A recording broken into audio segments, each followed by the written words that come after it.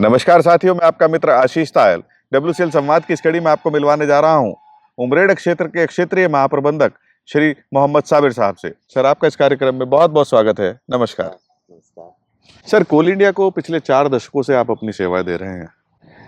इस दौरान प्राप्त अनुभवों को हमारे कोयला परिवार के साथ साझा कीजिए। मैंने कोल इंडिया में अपनी कैरियर की शुरुआत 1990 मार्च में चालू की और तब से मैं इस कोल इंडिया में BCCL, WCL, कोल इंडिया, ACCL, अगेन WCL, इन कंपनियों में मैंने अपनी सेवाएं दी। इन कंपनियों में सेवा देते समय मैंने डिफरेंट पोजीशंस पे काम किया। लाइन मैनेजमेंट फंक्शन के साथ साथ मैं स्टाफ फंक्शन में भी मैं काम किया। कॉरपोरेट ऑफिस कोल इंडिया में काम करने का मुझे मौका मिला। मैं आपको ये बोलना चाहता हूँ कि हर एक पोजीशन पे सीखने के लिए बहुत कुछ रहता है और मैं उन भाग्यशाली लोगों में से हूँ जिनको सारे पोजीशन में काम करने का मौका मिला और सारे पोजीशन में बहुत कुछ सीखने को मौका मिला। खदानों में काम करते करते मुझे एक बार मौका मिला ऑस्ट्रेलिया जाने का। ऑस्ट्रेलिया यानी सिमटर्स, वहाँ का सेफ्टी का रिसर्च इंस्टीट्यूट है। वहाँ पे 1 महीने का विशेष प्रशिक्षण प्राप्त किया risk management and safety management plan पे। वहाँ से आने के बाद मेरी पदस्थापना कोल इंडिया में हुई और वहाँ पे मुझे एक असाइनमेंट मिला कि जो हम वहाँ से सीख कर आए थे उस कॉन्सेप्ट, उस मेथड और उस टूल्स एंड टेक्निक को अपने अधिकारियों के बीच उसको साझा करना, उसको कार्य में कैसे इम्प्लीमेंट किया जाए, इसको करने का मुझे मौका मिला। करीब 350 ऑफिसर्स को मैंने इस विषय पर प्रशिक्षण दिया और ओपन कास्ट खदानों में रिस्क असेसमेंट कैसे किया जाता है, कंट्रोल मेजर्स कैसे डिवाइस किया जाता है, उसका इम्प्लीमेंटेशन एंड मॉनिटरिंग कैसे किया जाता है, इसके बारे में अवेयरनेस हमने पैदा किया। ये एक यूनिक एक्सपीरियंस था मेरे लिए और जब मैंने इस कॉन्सेप्ट को फील्ड में डाला तो ये यूनिक एक्सपीरियंस हमारे साथियों के लिए भी रहा, इस इंडस्ट्री के लिए भी रहा। दूसरा यूनिक एक्सपीरियंस जो मैं आपसे साझा करना चाहूँगा, देखिए जब मैं कन्हान क्षेत्र में एरिया जनरल मैनेजर को पदस्थ था तो उस समय आदेश आया कि शारदा भूमिगत खदान खोलनी है। वैसे तो शारदा भूमिगत खदान खोलने की प्रक्रिया उसके 15-20 साल पहले से जारी था, लेकिन किन्हीं कारणों से वो नहीं खुल पा रही थी। जब मैं वहाँ पे पदस्थापित हुआ तो उस खोलने की प्रक्रिया में जो बाधाएं थी उन एक-एक बाधाओं पर हमने कार्य करना शुरू किया और मुझे याद है कि 6 जून 2020 को हम लोग वीडियो कॉन्फ्रेंसिंग के माध्यम से उस खदान का हम कार्य प्रारंभ कर पाए हम लोग और वो खदान आज देश की ऊर्जा आपूर्ति में अपना योगदान निभा रही है। मैं अपने आप को भाग्यशाली मानता हूँ कि मुझे कोल इंडिया ने वो अवसर दिया और ईश्वर ने मुझे वो शक्ति प्रदान की कि मैं उस खदान को खोलने में सक्षम रहा। देखिए, देश में डिजिटाइजेशन का दौर रहा और कंपनी की तरफ से भी हमेशा थ्रस्ट रहा कि डिजिटाइजेशन को प्रमोट किया जाए और उस पर हमने काम करना शुरू किया। हमने देखा कि अभी नए लैंड ऑस्टी या नए डिपेंडेंट एम्प्लॉयमेंट जो हो रहे हैं उसमें काफ़ी क्वालिफाइड लड़के लड़कियां आ रही है। मैंने उनको सेलेक्ट किया और करीब 25 नए लड़के लड़कियां जो जनरल मजदूर से उनका डिजिग्नेशन है उनको हमने एक जगह इकट्ठा किया और करीब 2 महीने का मैंने उन्हें प्रशिक्षण दिया। और मैं आपको शेयर करना चाहूँगा कि आज मैं कहीं भी किसी मीटिंग में जाता हूँ तो मुझे कागज़ लेने की ज़रूरत नहीं है, सारे चीज़ डिजिटल फॉर्म में अवेलेबल है।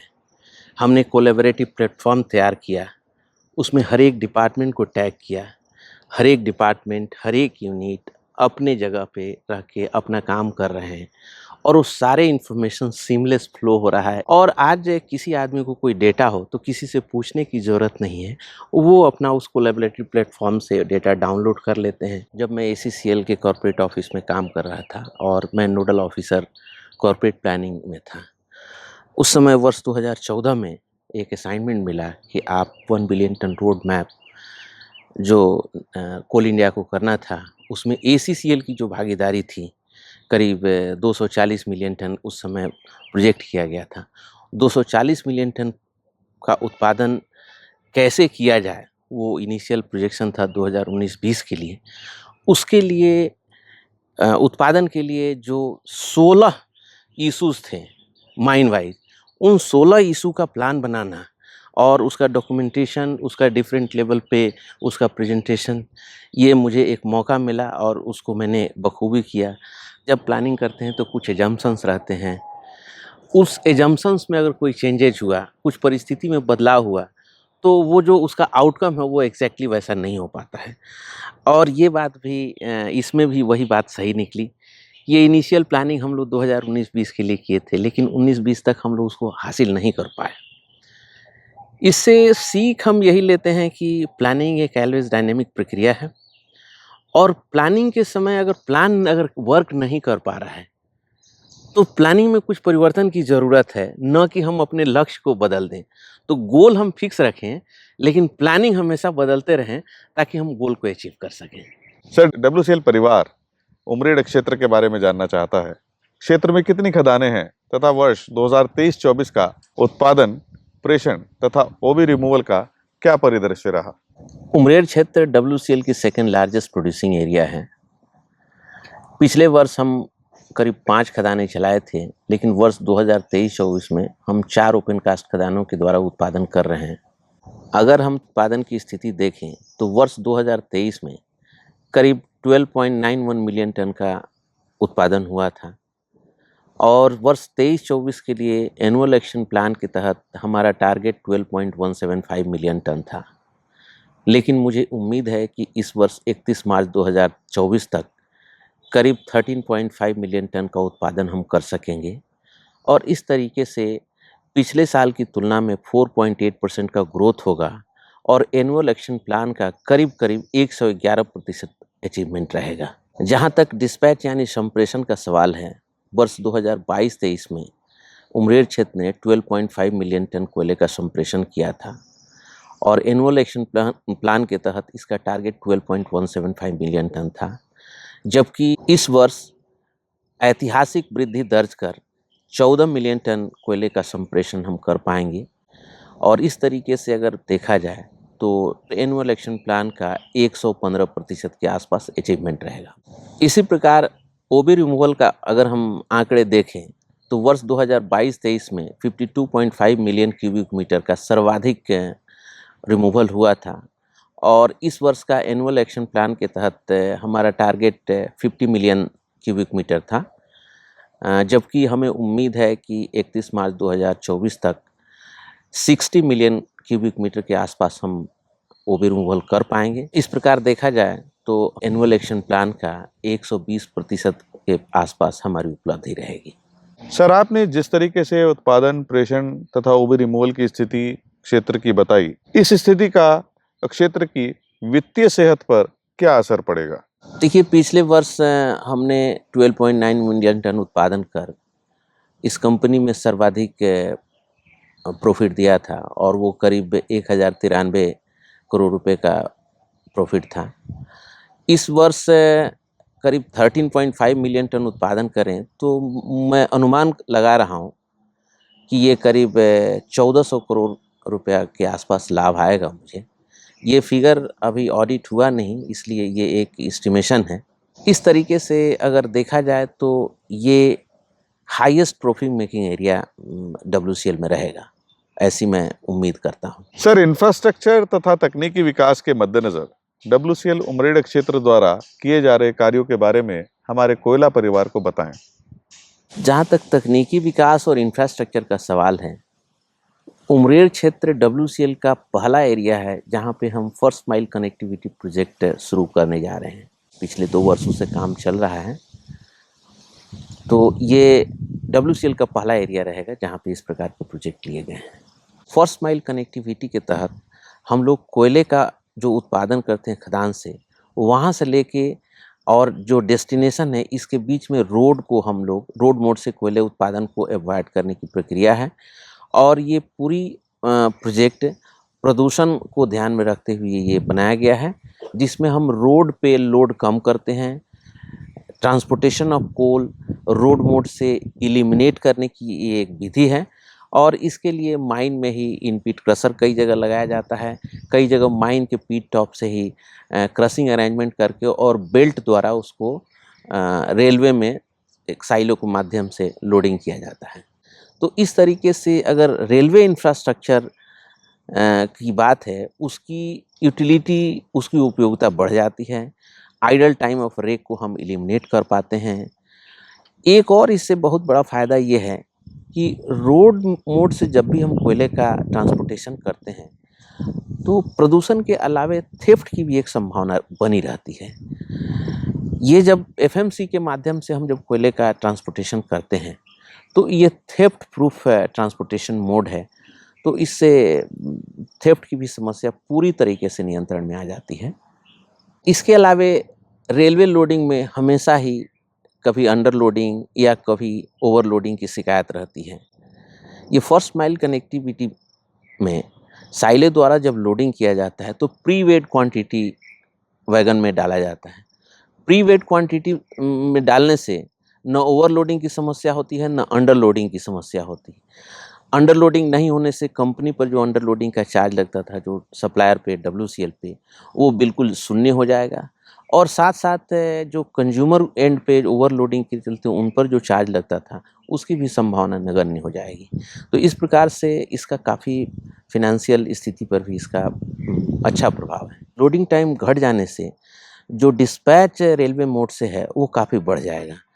तो और ये ट्रक लोड ख़त्म होने से जो सेफ्टी की भी जो समस्या होती है माइन एरिया में, तो सेफ्टी पर इसका पूरा जो सेफ्टी का जो नेगेटिव इम्पैक्ट था, वो ख़त्म हो गया, पोल्यूशन पे ख़त्म हो गया और लोडिंग टाइम कम होने के चलते हम सेम टाइम में अधिक से अधिक हम डिस्पैच करने में सक्षम हो पाएँगे।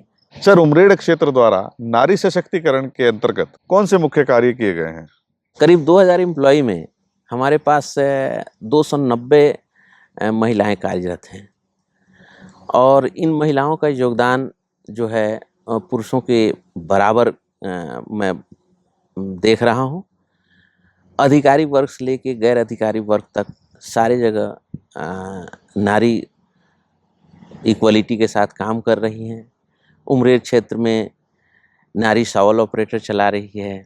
ऑफिसर्स पर्सनल डिपार्टमेंट में ऑफिसर्स है, फाइनेंस डिपार्टमेंट में हैं, electrical and mechanical engineering department में हैं, सुपरवाइज़र में बहुत सारी महिलाएं काम कर रही हैं और ये सारे जगह जहाँ-जहाँ ये लोग काम कर रहे हैं काफ़ी अच्छा परफॉर्मेंस मिल रहा है। मैं एक बात आपसे शेयर करना चाहूँगा आपके माध्यम से कि मेरा हॉस्पिटल जो है ये इसका इंचार्ज भी एक महिला डॉक्टर है और मैं देखा कि जब से महिला डॉक्टर के प्रभार में ये हॉस्पिटल आया है, तब से हॉस्पिटल में सारा काम बहुत सुचारू रूप से चल रहा है। तो इस तरीके से मैं देखा कि जहाँ-जहाँ इनके हाथ में एडमिनिस्ट्रेशन भी है, तो एडमिनिस्ट्रेशन के साथ-साथ तकनीकी दोनों ही क्षेत्रों में इनका बहुत अच्छा योगदान मिल रहा है। मैं एक बात और मैं बता रहा हूँ कि अभी नए-नए बहुत सारे एम्प्लॉई, लेडीज़ एम्प्लॉई हमारे यहाँ जॉइन किए हैं और उनको मैंने तकनीकी विभाग में भी उनका पोस्टिंग मैंने किया है। ईएनएम विभाग में बहुत महिलाओं को मैंने पोस्टिंग किया है। आज मैं देख रहा हूँ कि महिलाएं पोल पर भी चढ़कर और ओवरहेड लाइन पे काम कर रही हैं और बहुत ही सुरक्षित तरीके से वो काम कर रही हैं। तो मैं समझता हूँ कि नारी एकदम बराबरी के साथ योगदान दे रही हैं। उनको किसी प्रकार की कोई दिक्कत ना हो, इसके लिए हमेशा ध्यान रहता है। सभी प्रबंधक, उपक्षेत्रीय प्रबंधक, विभागाध्यक्ष को स्पेशल निर्देश दिया गया है कि नारी से संबंधित किसी प्रकार की अगर कोई शिकायत आए, उसको त्वरित रूप से और उसको सीरियसनेस के साथ उसका निपटारा करें। सर, पर्यावरण संरक्षण के क्षेत्र में उमरेड क्षेत्र द्वारा क्या कार्य किए जा रहे हैं? पर्यावरण विभाग द्वारा प्रति वर्ष उमरेड क्षेत्र को प्लांटेशन का एक टारगेट दिया जाता है। तो इस प्रकार से जो प्लांटेशन का जो टारगेट हमें दिया जा रहा है, करीब 55 हेक्टेयर लैंड पे पिछले साल हम लोगों ने प्लांटेशन किया और इस बार भी करीब 50 हेक्टेयर लैंड पे हमको प्लांटेशन करने के लिए जिम्मेदारी दी गई है। इस प्रकार से हम जो डायरेक्ट है पर्यावरण पे प्लांटेशन का, वो तो हम कर रहे हैं, लेकिन पर्यावरण दूषित ना हो, इसके लिए हमारे हर एक टेक्निकल एस्पेक्ट्स में उसमें हम कंट्रोल रखे हैं। जहाँ-जहाँ कोल क्रशिंग प्लांट हैं, प्रॉपर वाटर स्प्रिंकलिंग अरेंजमेंट वहाँ पे मेंटेन किया गया है। रोड पे डस्ट ना उड़े इसके लिए वाटर स्प्रेइंग, वाटर टैंकर हमेशा चलाए जा रहे हैं। जितने लंबे रूट्स हैं हमारे माइन एरिया में, जो परमानेंट रोड हैं, उस पर हमने स्प्रिंकलिंग की व्यवस्था की है। इसके अलावे फॉगर्स कैनन हर एक प्रोजेक्ट में दिया गया है। और जो पॉल्यूशन कंट्रोल बोर्ड का एक कंडीशन है कि CAQMS लगाया जाए, जिससे एयर की क्वालिटी का मॉनिटरिंग होते रहता है, तो हमने लगाया है और इससे हमको पर्यावरण की क्या स्थिति है उसका पता चलते रहता है और उसके हिसाब से हम अपने कंट्रोल मेजर्स को रेगुलेट करते हैं, मैनेज करते हैं। सर, उमरेड क्षेत्र द्वारा WCL के मिशन मुद्रा तथा मिशन सेहत के तहत किए गए कार्यों के बारे में हमारे कोयला परिवार को बताएं। मिशन मुद्रा, जो मोनेटाइजेशन ऑफ अनयूटिलाइज एसेट्स की जहाँ तक बात है, तो उमरेड क्षेत्र ने बहुत अच्छी पहल की है। हमें एक ऐसा मौका मिला कि किन्हीं कारणों से मोरपार भूमिगत खदान बंद हुई और वहाँ पे बहुत सारे पुराने एसेट्स थे जो सर्वे ऑफ हुए थे। उन सारे एसेट्स को जो है सर्वे ऑफ हमने करके और उसको हमने स्क्रैप डिस्पोजल में हमने लिया और जिसके चलते हमको उसका मोनेटाइजेशन हम कर पाए। इसके अलावे अन्य खदानों में भी जहाँ जहाँ जो हमारे पास उपलब्ध स्क्रैप थे, पुराने इक्विपमेंट थे जो सर्वे ऑफ हो चुके थे, उन सारे स्क्रैप डिस्पोजल का हमने टारगेट लिया मुख्यालय द्वारा जो दिया गया था और उसके हिसाब से हम उसमें काफ़ी मुद्रा अर्जित कर रहे हैं। ये तो रही मुद्रा के तहत। जहाँ तक मिशन सेहत का सवाल है, मुख्य काम में देखा जाए तो पूरे कॉलोनी में हमने ड्रेन बनाया है, बहुत ही अच्छा रोड बनाया है कॉलोनी में पूरे टावर लाइटिंग किया गया है, स्ट्रीट लाइटिंग अच्छी तरीके से की गई है। और ये एक पहला हम लोगों ने इस क्षेत्र में एक कार्य लिया है कि ये पूरे जो कॉलोनी है उसको हम चारों तरफ से फेंसिंग कर सकें और फेंसिंग का काम जारी है। तो इस तरीके से देखा जाए तो हम लोगों ने मिशन सेहत के तहत काफ़ी पैसा खर्च किया और वो सारा खर्च का फ़ायदा नज़र आ रहा है। सर, WCL संवाद मंच से कोयला परिवार को आप क्या संदेश देना चाहते हैं? आज आप उमरेड क्षेत्र में आए और आप हमसे संवाद किए, तो मैं इतना ही बोलना चाहूँगा आज कि ये बहुत अच्छी ऑर्गेनाइजेशन है। ऑर्गेनाइजेशन में लोग भी अच्छे हैं, हर एक आदमी योगदान दे रहा है, लेकिन इस जो अपेक्षित योगदान है कई बार उसमें मुझे लगता है कि और सुधार की आवश्यकता है। इस ऑर्गेनाइजेशन का एक एक मेंबर अपने हिस्से का काम समझ ले, अपने हिस्से का काम चुन ले और उसको इम्प्लीमेंट करने लगे, तो आज जो ऑर्गेनाइजेशन है ये और आगे बढ़ेगी, ग्रो करेगी। मैं चाहूँगा कि एक टीम भावना से सारे लोग इस ऑर्गेनाइजेशन को आगे बढ़ाने में अपनी भूमिका निभाएं। एक पब्लिक सेक्टर होने के नाते हमें अपना योगदान डिज़ायर्ड मैनर में देना चाहिए, ट्रांसपेरेंसी मेंटेन करने की आवश्यकता है। और आज जो परिस्थिति है, कल और बेहतर हो इसके लिए क्या हम सोच सकते हैं, इस पर नियमित रूप से चिंतन करते रहना चाहिए। मुझे लगता है कि अगर हमारे सारे मेंबर इस ऑर्गेनाइजेशन को आगे बढ़ाने के लिए ठान लें, तो मुझे कोई आगे बढ़ने से रोक नहीं सकता है। सर, WCL संवाद कार्यक्रम के बारे में आपके विचार हमारे कोयला परिवार के साथ साझा कीजिए। तायल साहब, आपने बहुत अच्छी शुरुआत की और मुझे लगता है कि ये कोल इंडिया में पहली पहल है। इस माध्यम से WCL में क्या क्या अच्छे काम हो रहे हैं, अलग अलग क्षेत्रों में अलग अलग व्यक्तियों द्वारा अलग अलग प्रकार के अच्छे कार्य किए जा रहे हैं। इस माध्यम से अधिक लोगों को, कंपनी को आगे बढ़ाने की मुहिम में आप शामिल कर रहे हैं। मैं चाहता हूं कि ऐसा प्रोग्राम आप करते रहिए, लोगों को इसमें जोड़ते रहिए। निश्चित रूप से इसमें कंपनी को लाभ मिलेगा और हम एक अच्छे वातावरण का निर्माण करने में हम सफल हो पाएंगे। सर, आज के इस कार्यक्रम में आप हमारे साथ उपस्थित हुए, आपने बहुत ही महत्वपूर्ण जानकारी, अपने अनुभव हमारे कोयला परिवार के साथ साझा किए, इसके लिए हम आपका धन्यवाद करते हैं। नमस्कार। नमस्कार, थैंक यू। साथियों, WCL संवाद कार्यक्रम को आपने खूब सराहा, ढेर सारा प्यार दिया। इस कार्यक्रम को और अच्छा बनाने के लिए हम आपके सुझाव निरंतर आमंत्रित करते हैं। नमस्कार।